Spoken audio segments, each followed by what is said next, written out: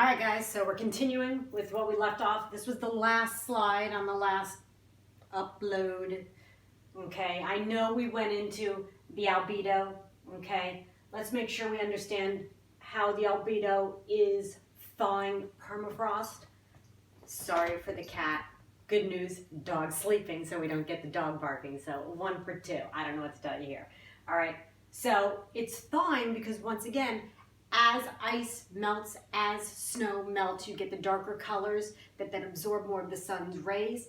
When you expose the ground that used to be permanently frozen, you know, scientists, not creative, permafrost, permanently frozen, okay? As that gets exposed and it gets, you know, snow is no longer covering it, ice is no longer covering it, it starts thawing. And this is just totally messing with all of the infrastructure and stuff like that, especially up in Alaska. I'm sure it's the same Canada, Russia, every place that's cold like that and has permafrost. So here we can see how the causes of sea level are rising. Once again, yay graph, okay? Please make sure that you understand how, look at this, they've been taking measurements since 1880. That's a large rise in sea level, all right? It's going to affect hundreds of people. We know, just like they talked about at the beginning of this chapter, Miami is going to be smacked, all right? When we start talking about over like in the Netherlands, we know that they're basically underwater, but they're under bedrock. They can put up, sorry about the jiggle, they can put up seawalls that more effectively keep it out if it's just coming directly in. Remember, we have ours coming from up. So worldwide average sea levels have risen that much in the past 135 years. Beach erosion, coastal flooding, saltwater intrusions. We know there are certain countries like the Maldives. I mean, where are those people going? That entire country is going away. What do? Do you move them to another country? These things are happening. So we are going to have an entire thing, and it was last year they did a lot of, I think there was 2 or 3 National Geographic magazines that were devoted to climate refugees. So not only do we have people that have drier conditions like you have in the Middle East, but then you have island nations like this, like the Maldives, that they're just, where are they going? So here we can make it about us. You guys can pause and look at that. Look at, oopsie, oopsie, oopsie, oopsie. Okay. Oh, look, the Maldives. Look at that. Oh my goodness. Okay, and that's just wrong. Okay, if you have to do your meetings, public meetings underwater, no good. All right, in the US, Superstorm Sandy, that I had problems with that, I'm sorry. You know, it's morning work with me here. All right, we saw, it was like the perfect storm coming all over. 65 billion in damage, was not caused by global warming, but was facilitated and strengthened by it due to the increase in ocean temperatures. Ocean temperatures, remember the concept of how water heats up. It heats up because of solar energy. And that energy can then be transferred to storms. That's how they get their energy. Okay, it's showing you flooded taxi cabs. They probably needed to be washed anyway. Okay, here we have Florida. Pembroke Pines. We gotta look, do they like make these books for us or are we that special? Okay, half of the US population lives in coastal counties. Wow, here we are, look at us. Uh-oh. Oh, not mapped. Why didn't we map that? Oh, you know my husband's an architect. He said Miami-Dade hasn't really come up with new flood zones because they don't want to halt construction. So they're going with outdated flood maps. Other counties have come up with more and updated flood maps. You can look at that. That's posted information. Okay? So as carbon dioxide concentrations in the atmosphere rise, the ocean absorbs more carbon dioxide. We've talked about that. We've talked about ocean acidification. We talked about how that's harming sea life, especially those that are dependent upon things like shells, you know. So seawater becomes more acidic, carbonate ions become less available, and calcium carbonate dissolves, jeopardizing marine animals that produce shells. So For you chemistry folks, figure out the math on that. 0.1 pH unit. Many biological phenomena that rely on temperature have been modified due to global warming. I mean, if you just watched the weather now, which you don't, which you now should, you would see what it was like the polar vortex came down and it was like below 40, let's go with the Dakotas, and then it's up to 70, and then it goes back down. What does that do to wildlife? How do they know when to hibernate? How do the trees know when their flowers are supposed to come out? All of these things are all messed up. So, in the spring, plants are leafing, insects are hatching, birds are migrating, animals are maybe breeding earlier. And then once they start doing this, and then if the polar vortex comes down again because it's unstable, because we saw what's happening with the jet stream, then all of these organisms are in big trouble. Many animals are expanding their ranges towards cooler areas. Here we have the pikas that have to go up and up and up in order to be cool. It's like at 70 degrees, they basically like overheat and die. And they're so cute. They're the ones that carry around little flowers in their mouths and steal them from each other and stuff. I mean, they can only go so far up the mountain because there's only so much of the mountain to go up. All right, obviously we're going to have problems with agriculture. What is this going to mean? Are we going to have to change the way we think about our eating? Because if we know the majority of our agriculture is grown in order to feed livestock, do we turn towards more plant-based, which will then be able to feed more people? Those are a lot of thoughts for those of you who like cow. I'm just saying, because the majority of our crops are grown to feed livestock. If we turn towards more plant-based, and we know I'm a fan of ice cream, so that's also a thought I have to do, you know, what is that going to mean? Are we going to have to start thinking more about people and how to feed more? So increased carbon dioxide may spur higher timber growth, but warming temperatures also increase the rate of invasive species. We know what's happening with invasive species. We've talked about, or we've lived in South Florida, and we know what happens as mosquitoes move around. Zika, dengue, the chimichanga one I can never remember. You guys know that, whatever that is. Okay? So a warmer climate exposes us to many potential hazards. Frequent heat waves. Okay? People up north, when you go to places like Boston, New York City, that have been built for, you know, a couple hundred years, they don't have central air conditioning. South Florida's just been around since like the 40s and 50s. We're built for heat. Arizona didn't get built until we had air conditioning. So if places keep getting warmer and warmer, you're going to have more deaths in those places. What about Europe? Okay? Obviously, they've been around more than we have. Their houses aren't built with centralized air either. Okay? Respiratory ailments due to more photochemical smog. Photochemical, primary, secondary pollutants. Okay? Expansion of tropical diseases such as malaria into temperate latitudes. Disease and sanitation problems from flooding. Injuries and drowning from worsening storms. Already seen that? That's dry. Okay? And here we have, can contribute to humanitarian, geopolitical, and national security problems. Once again, if you go back and you think evolutionarily how humans have migrated from where we started in Africa and then we radiated out, that's because there weren't any borders in countries. We were able to move to where we needed to find food or where we needed our herd animals to be able to get food. We can't do that anymore because we have these things called countries. So all of these people who are in these areas that can no longer provide them food are trying to migrate out. Other countries don't necessarily want to absorb that.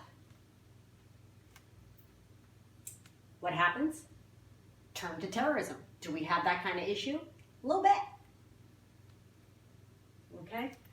So economically, climate change is expected to widen gaps between the rich and the poor.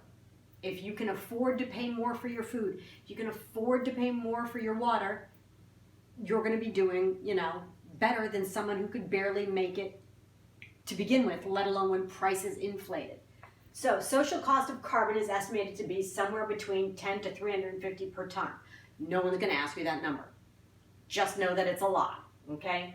The Stern Review of the Economics of Climate Change, look at that, you economics people that are just taking this just because you thought, okay, concluded that climate change could cost the world 5 to 20% of the GDP by 2200. Okay, we'll all be dead by then. Okay. Not to put a damper on it, but I mean, that's a long time from now. So we all know about the polar bears, okay?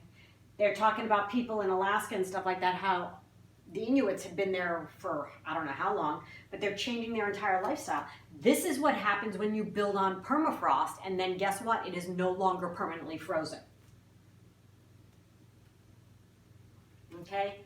The National Climate Assessment predicts many future impacts of climate change on the United States. Check that out. On the United States. So now we should start being concerned about that. Because, you know, it's us. And we are very egocentric. So if it isn't about us, a lot of times we don't care. Or we pretend we care, but we're not willing to do anything about that.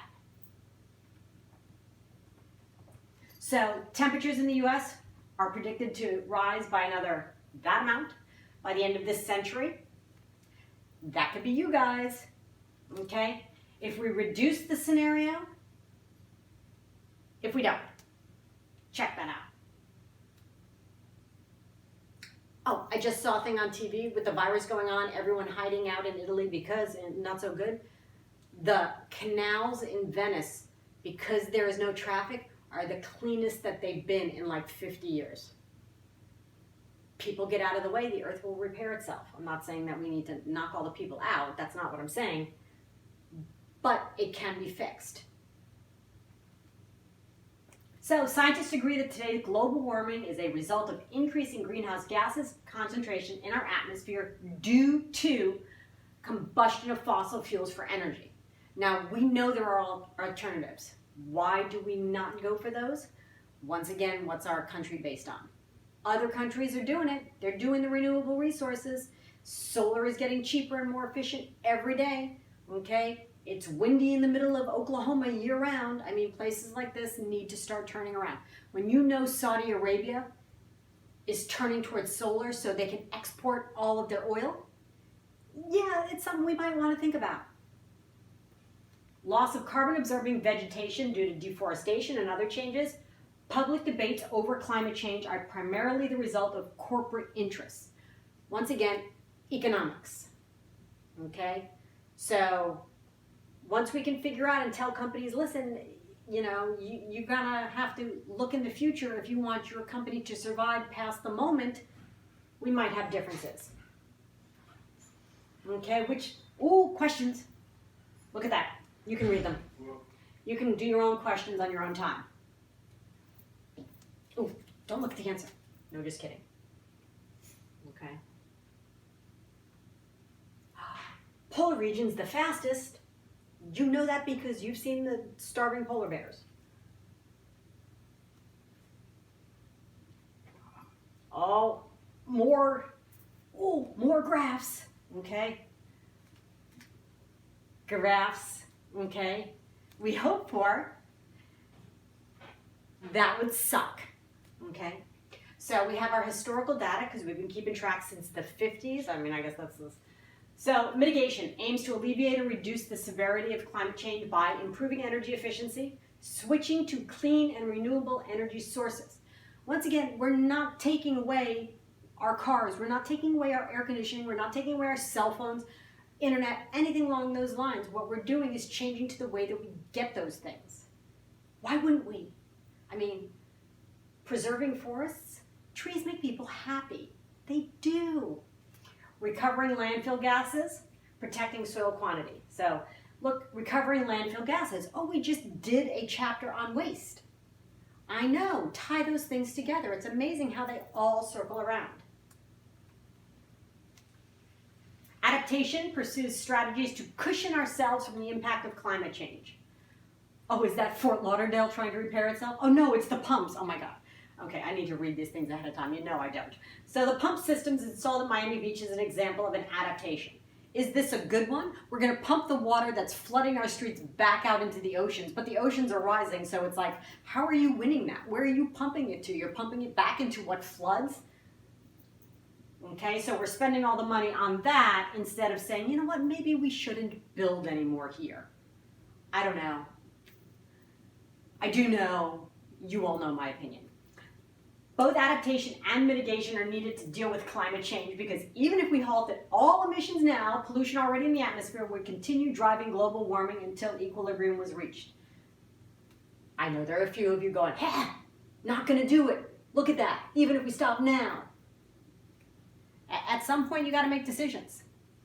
When are you going to change? How's the change? Do you want it better for the future? Is it good for the herd? Hey, you're going to hear that a lot now, huh?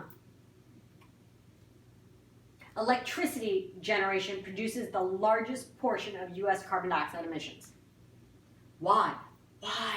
We can go to solar.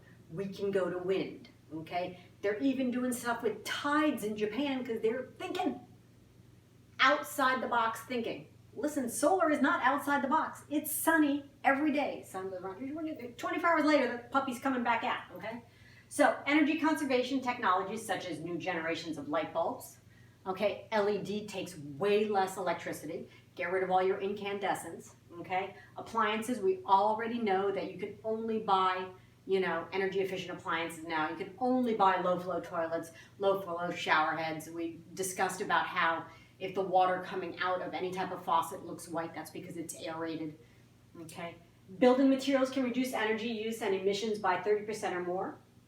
Switching from higher pollution sources of energy, such as coal, to cleaner ones, such as natural gas, nuclear, we shall talk about nuclear energy, and renewables also reduces emissions. Oh, we did nuclear, briefly.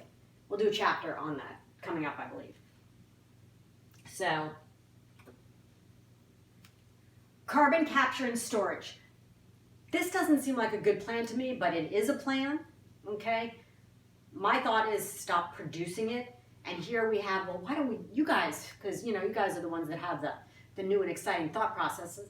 Why don't you guys figure out how to store all that carbon that, we already released? Get on that. You're just sitting there at home. Come on, come up with an idea.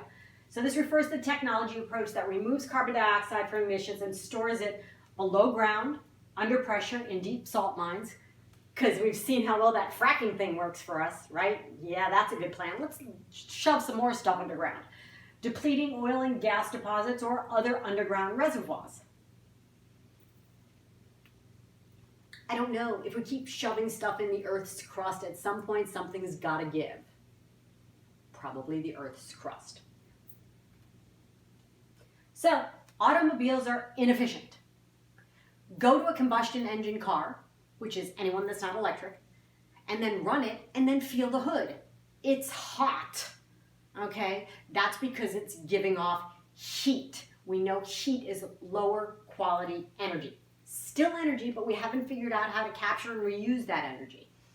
Alternative technologies such as hybrid or even better, all electric, because now the technology is there for all electric, okay? You can make it across the country in an electric car. All right? And alternative fuels will help alleviate this problem. Mass transit, we know we have crappy mass transit down here in South Florida, but big cities normally have, even Miami has a good mass transit system, such as buses, subways, light rails, that would be like the People Mover or Tri-Rail, reduce the number of cars on the road and greenhouse gas emissions. Other countries, as we know, do it. Our country, we know, was built basically on the interstate system by Eisenhower, right? You all know that because you guys know American history better than I. Ways to eliminate the wedge of emissions. Wow. Okay. So here's where you get into discussions, or I've gotten into discussions with people. They're like, well, how do you fix it? No, there is no one way. Do this, and the problem is going to go away. It's not. It's going to have to be a collaborative effort of everyone doing something in multiple areas. So there's not a single magic bullet for mitigating climate change. Rather, environmental scientists and advocates break through the problem in smaller, more manageable strategies. Do a little bit. We've talked about every chapter what you can do. Every chapter. From, how many clothes you buy, how you take a shower, how you flush a toilet. I mean, we have talked about the car you buy, how you, go through and use transportation, what we do with garbage. If you do a little bit, that's better than doing nothing. Take small bites. Don't look at the big overall chunk because it's overwhelming. Many people disagree on what the role of government should play. Yeah, you think so? Okay. Should it mandate changes through laws? this is what's happening in other countries. They're mandating it. And then changes happen unless you have, kind of the wishy-washy government. We have that. Personal opinion, the wishy-washy government, that's basically because of lobbyists that are telling our elected officials what to do. I could be wrong, but I don't think I am. Should no policies be implemented and private enterprise be allowed to develop its own solutions? That's what our federal government that we have in office now says, that private companies will self-moderate and they'll come up with solutions to the problem. How's that working for us? So in 2007, the U.S. Supreme Court ruled that carbon dioxide was a pollution, that the EPA could regulate it under the Clean Air Act. We've now said this twice. I don't know if it was the last chapter on air pollution or this chapter. So, that the EPA could regulate carbon dioxide. Please know that. And please know and be able to spew out the Clean Air Act. All right? Couple things you need to know. I tell you what they are. Some of you don't pay attention. So, we talked about cap and trade with other countries. Cap and trade works the exact same way in our country. All right? Built that would have created a system where industries and utilities compete to reduce emissions for financial gain. Of course, it didn't pass, so the EPA began issuing tighter restrictions on power plants, and President Obama issued a climate action plan to address climate change. So in '92, look here, we have the United Nations Framework Convention on Climate Change. I think we went over this already. I don't remember, sometimes. So this failed, emissions kept rising. Then we had the Kyoto Protocol, mandated nations by periods, I'm not a signatory, hey, look at me getting that word, okay, to reduce the emissions of the 6 greenhouse gases to levels below those of 1990. The U.S. was the only nation not to ratify it. You guys are going to be able to make decisions now about leaders that we elect and decisions that are made in the future. The more you know, the more you can do. Okay, so international climate negotiations seek a way forward. Please take time and look at this, okay? A series of international conferences have convened since Kyoto trying to design a new treaty. Look, the 3 that are producing the most are like, we're not sure if we want to get involved in that. China's kind of doing it on their own. I mean, they still have coal, but they really have more in renewable than anyone else because they're freaking huge.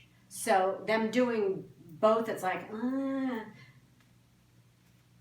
they got other things to worry about at this moment. So